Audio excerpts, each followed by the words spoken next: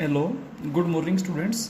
Twelfth class में बेटा exercise 10.5 में हम 23rd क्वेश्चन तक कंप्लीट कर चुके थे।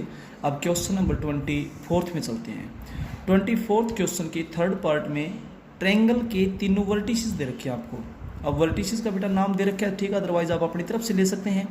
A-10, B-05 and C-32। Clear है।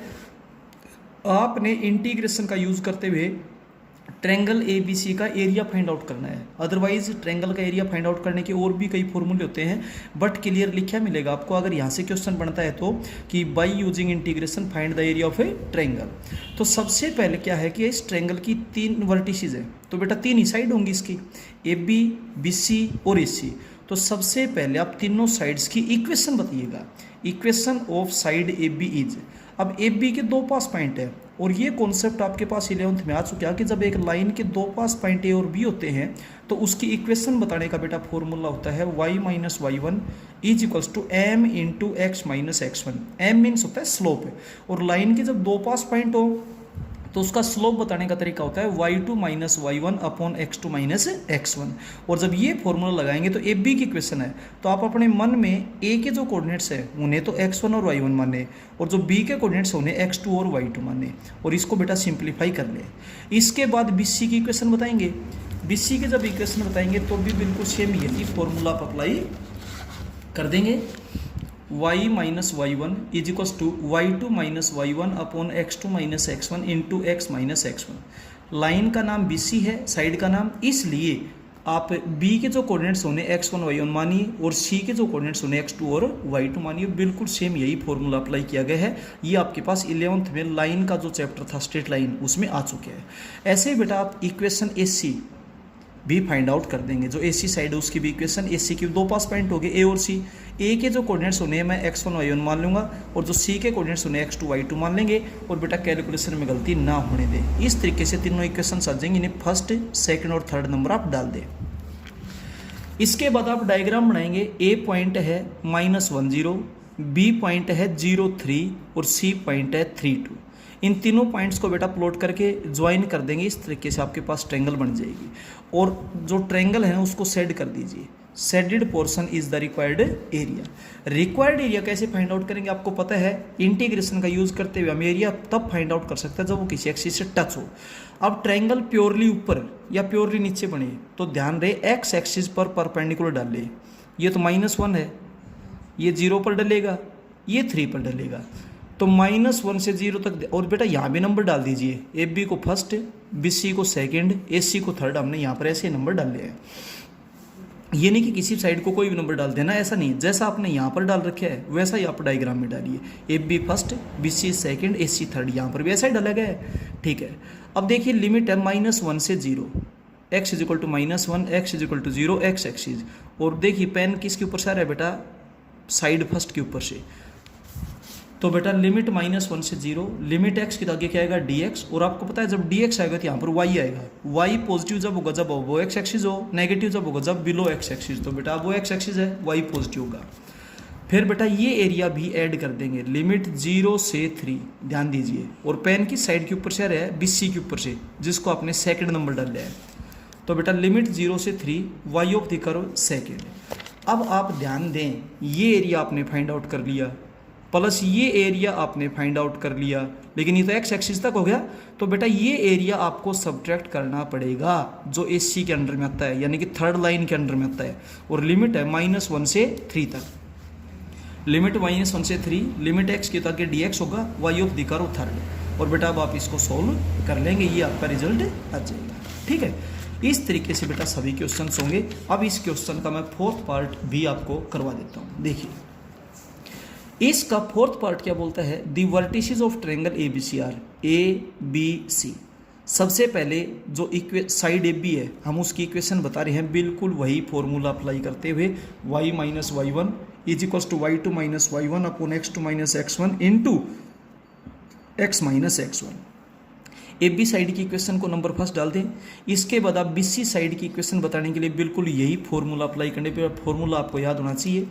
बी सी साइड की इक्वेशन आ जाएगी। इसके बाद ए सी साइड की इक्वेशन जब आप बताएंगे तो ए के कोऑर्डिनेट्स को x1 y1 माने, सी के कोऑर्डिनेट्स को x2 y2 माने, और बेटा ए सी की इक्वेशन आप फाइंड आउट कर दे, उसको नंबर 3 डाल दें। इसके बाद इन पॉइंट्स को प्लॉट करते हुए ज्वाइन कर देंगे। A point 2 - 2 x2 y - 2, B point आपके पास है x4 y3, सी पॉइंट आपके पास x1 y2। तीनों पॉइंट्स को प्लॉट करें, प्लॉट करने के बाद ज्वाइन कर दे, ट्रायंगल बन जाएगी। नाम भी डाल ले ए बी सी, अपनी मर्जी से नाम ना डाल लें। ये ए पॉइंट था, ये बी पॉइंट था, ये सी पॉइंट है। अब ए बी साइड को हमने फर्स्ट नंबर डाला है, बी सी साइड को हमने सेकंड नंबर डाला है, और ए सी साइड को हमने थर्ड नंबर डाला है। वैसा ही नंबर आप यहाँ पर भी डालिए डायग्राम में। अब एक्स एक्सिस के ऊपर हम परपेंडिकुलर ड्रा नहीं करेंगे, क्योंकि ट्रायंगल कुछ एक्स एक्सिस से ऊपर है, कुछ एक्स एक्सिस से नीचे है। एक्स एक्सिस को क्रॉस करिए तो जब भी ऐसी ट्रायंगल बन जाए तो आप लिमिट एक्स की ना ले, लिमिट वाई की लेंगे। तो बेटा जब वाई एक्सिस पर लिमिट डालेंगे तो ये डलेगी -2 पर, क्योंकि वाई कोऑर्डिनेट -2 है। ये डलेगा 2 पर, क्योंकि वाई कोऑर्डिनेट 2 है, और ये डलेगा बेटा 3 पर, क्योंकि वाई कोऑर्डिनेट 3 है। इसलिए अब किस एरिया में कौन सा ऐड होगा या किस में कौन सा सब्ट्रैक्ट होगा, ये चीज़ डायग्राम बताएगा, रटने की जरूरत नहीं है बिल्कुल भी। देखिए सबसे पहले मैं ये एरिया फाइंड आउट करता हूँ। पेन कहाँ से जा रहा है बेटा, ए बी साइड के ऊपर से। ए बी को आपने फर्स्ट नंबर डाला है, तो y = -2, y = 3, और y एक्सिस, क्योंकि जिसकी लिमिट होती है साथ में एक्सिस तो वही लगता है। y = -2, y = 3, y एक्सिस, और बाउंड करने वाला लाइन है फर्स्ट। तो लिमिट्स y की है, इसलिए आगे आएगा dy, और लिमिट्स है -2 से 3। देखिए लिमिट्स -2 से 3, लिमिट y के आगे dy, और dy इधर x पॉजिटिव, क्योंकि राइट हैंड साइड में है y एक्सिस से ऑफ द कर्व फर्स्ट।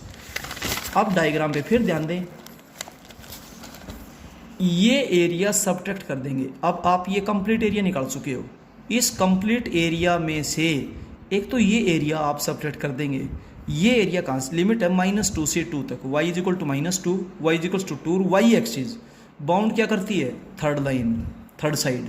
तो लिमिट -2 से 2, लिमिट -2 से 2, लिमिट y के आगे dy, dy है तो x पॉजिटिव, क्योंकि y एक्सिस से राइट हैंड साइड में ऑपोजिट थर्ड माइनस, और फिर ये एरिया भी आपको सब्ट्रैक्ट करना पड़ेगा। देखिए y = 2, y = 3, और y एक्सिस, और बाउंड क्या कर रही है, सेकंड लाइन।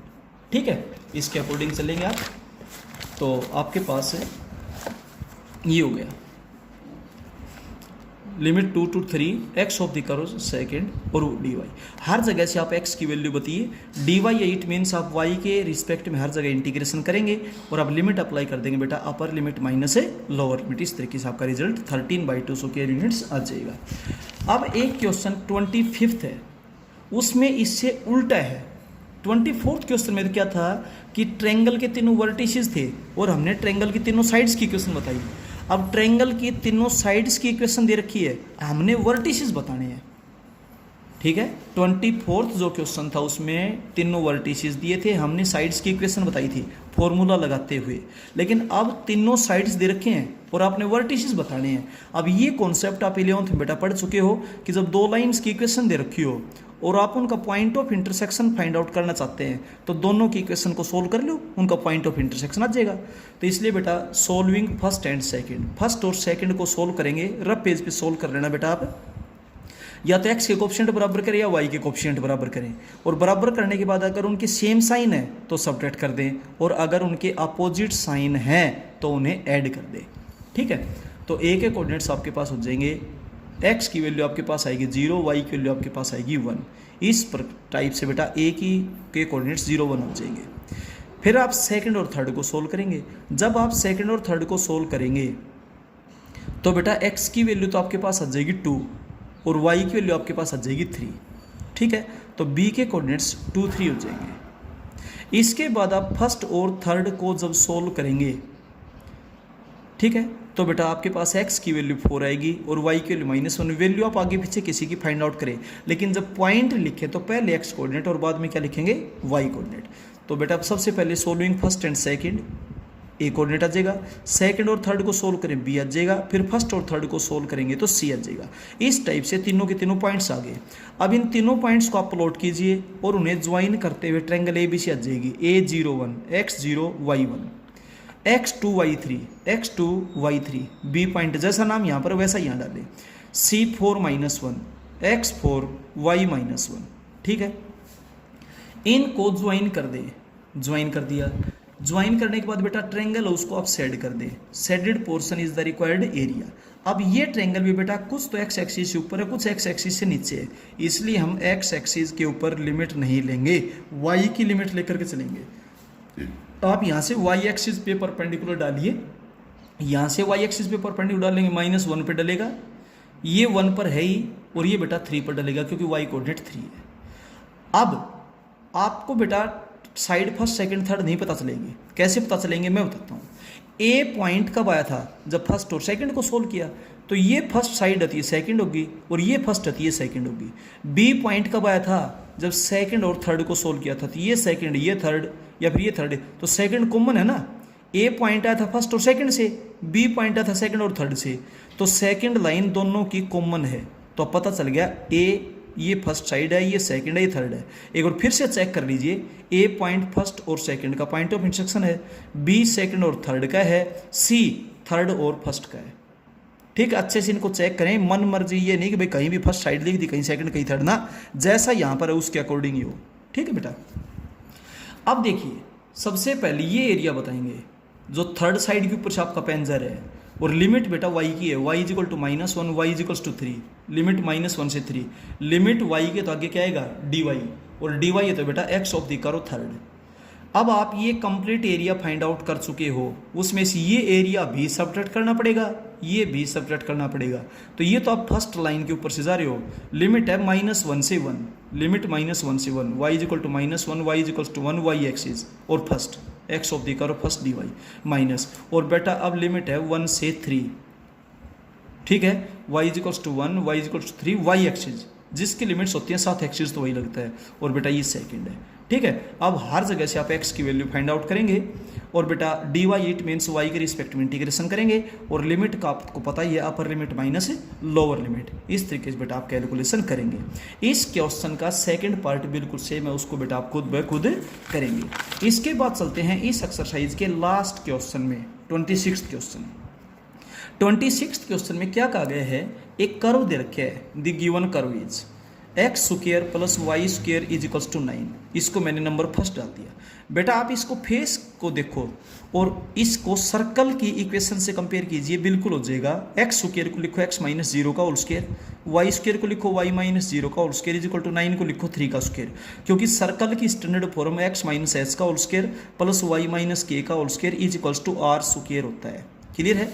तो बेटा सर्कल की स्टैंडर्ड फॉर्म होती है x माइनस 0 का whole square plus y minus 0 का whole square is equal to 3 का square is a circle with centre 0 0 and radius 3 units.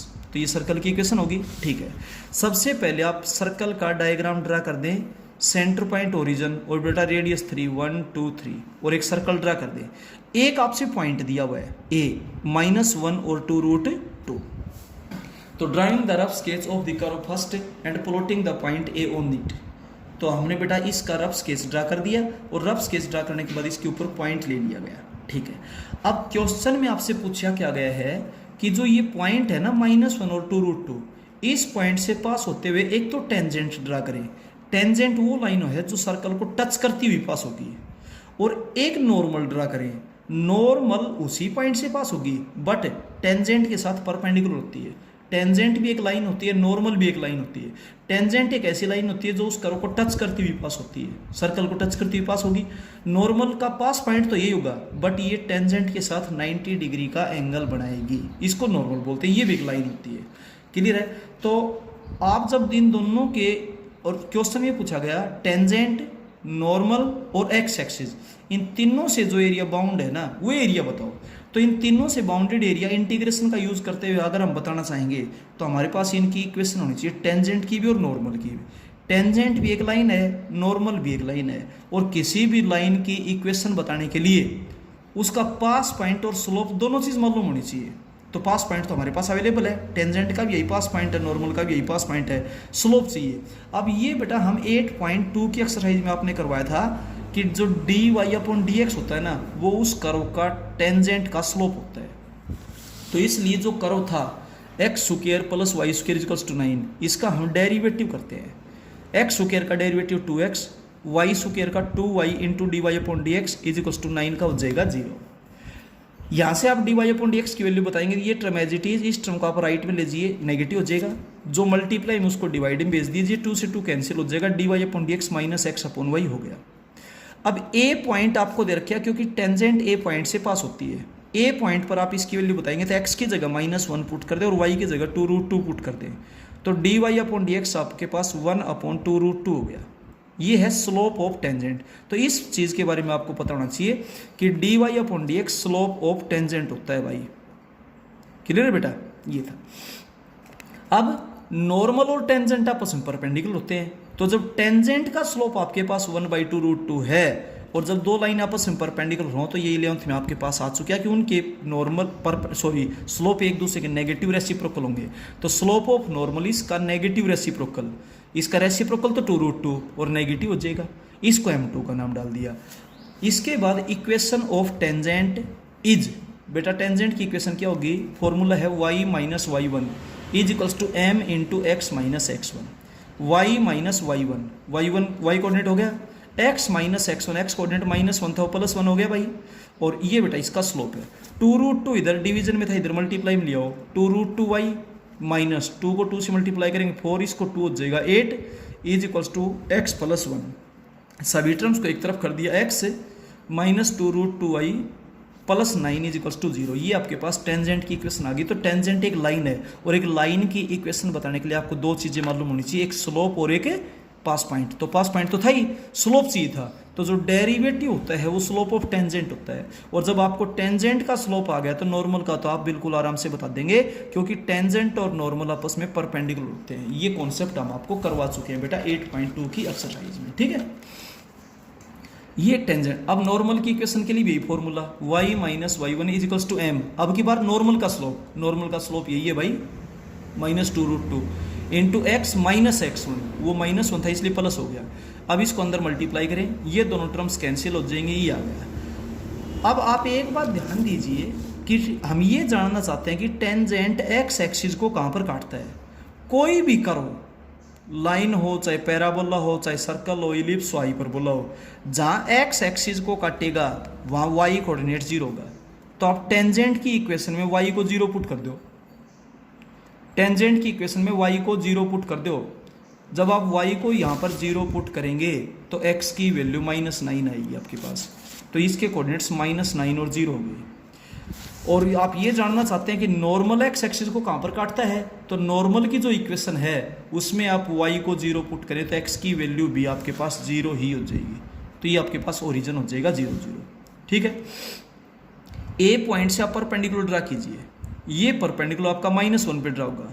और अब डायग्राम बिल्कुल क्लियर बताता है -9 से -1 तक, x is equal to -9, x is equal to -1 x axis. और बाउंड किससे है, टेंजेंट से। टेंजेंट को हमने नंबर 2 डाल लिया बेटा, तो इसलिए वो x is equal to -9, x is equal to -1 x axis. तो लिमिट -9 से -1, और बाउंड क्या करता है, टेंजेंट जिसको नंबर 2 डाले है, लिमिट -9 से -1, लिमिट x की होता है dx, यहाँ पर y पॉजिटिव क्योंकि अब वो x एक्सिस है, y of the curve second. फिर प्लस में ये एरिया और बच गया, तो ये एरिया है -1 से 0, x is equal to -1, x is equal to 0 x axis. तो लिमिट x की है और -1 से 0 है, तो लिमिट x की होता है dx आएगा, और y of the curve third, क्योंकि नॉर्मल को हमने नंबर 3 डाले है। अब सेकंड कर्व से y की वैल्यू ये है, थर्ड कर्व से y की वैल्यू ये है। आप दोनों जगह with respect to x integration कर दीजिए, लिमिट अप्लाई कर दीजिए, अपर लिमिट माइनस है लोअर लिमिट, और आपके पास बेटा रिजल्ट आ जाएगा 9√2 स्क्वायर यूनिट्स।